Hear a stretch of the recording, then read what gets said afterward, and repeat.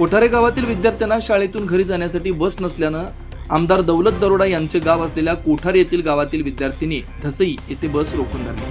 विद्यार्थ्यांना शाळेतून घरी जाण्यासाठी बस नसल्यानं शहापूर एसटी महामंडळाची बस विद्यार्थ्यांनी रोखली। रोज 10 किलोमीटरचा पायी पार करावा लागतो, यामुळे संतप्त विद्यार्थ्यांनी बसच रोखून धरली। विशेष म्हणजे कोठारे हा गाव शहापूर विधानसभेचे आमदार दौलत दरोडा यांचा असून जर आमदारांच्या गावातील विद्यार्थ्यांचे हे हाल असतील तर शहापूर तालुक्यात काय समस्या असतील।